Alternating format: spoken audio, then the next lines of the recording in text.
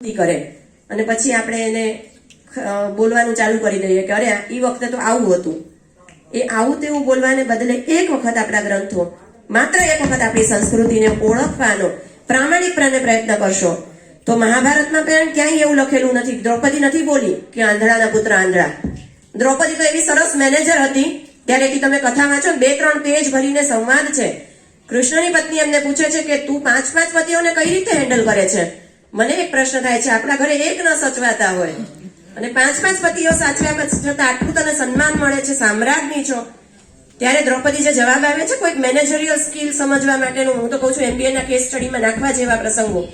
એ એમ કે છે હું રથ બધા સંભાળું છું, ગજશાળા સાચવું છું, અશ્વશાળા બધા ઉપર મારું ધ્યાન છે, ખજાના ઉપર મારું ધ્યાન છે. યુદ્ધ માટે જયારે જઈએ છીએ ત્યારે કેટલા પાયદળ ભેગા ગયા, રથ કેટલા ભેગા થયા, અશ્વ કેટલા ભેગા ગયા અને જીતીને પાછા આવે છે ત્યારે એમાં શું ઉમેરો કે શું સમૃદ્ધિ કરીને લઈ આવ્યા, એ બધી વસ્તુઓ ઉપર દ્રૌપદીનું ધ્યાન છે. સાથે ત્યારે એમ કે છે 10 સહસ્ત્ર લોકોનું, એટલે આજના 10,000 લોકોનું રસોડું ચાલતું. એ રસોડાને હું ધ્યાન રાખું છું.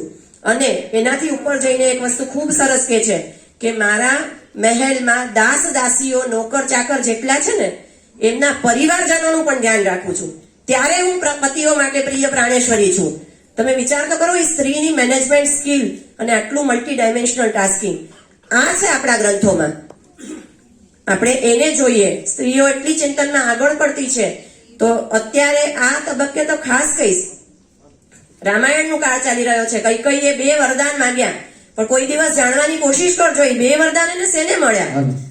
રઘુકુલ રીતિ સદા ચલી આવી, પ્રાણ જાય પર વચન ન જાય. દશરથ રાજાએ જે 2 વચન માટે થઈને રામ રાજાને વનવાસ અને ભરતને રાજગાદી, તો એ 2 વચન શેમાં મળ્યા હતા ખ્યાલ છે?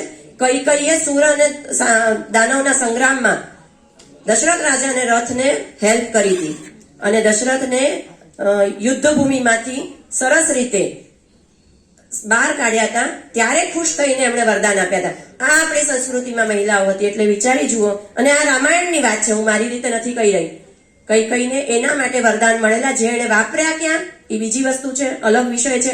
પણ કૈકેયી યુદ્ધ મેદાનમાં દશરથ રાજાની સારથી હતી કરી. હવે ક્યાં આમાં સેકન્ડરી અને દિવ્યમ દરજ્જો દેખાય છે કોઈને? પોતે નારી શક્તિ તરીકે જ અહીંયાથી કહી રહી છું. એક વખત આપણા બધા સંસ્કૃતિ અને જે વર્ણવેલા ગ્રંથો છે પ્રામાણિકપણે વાંચન કરજો. એમને કોઈના કીધામાં આવી જવા જેવું નથી.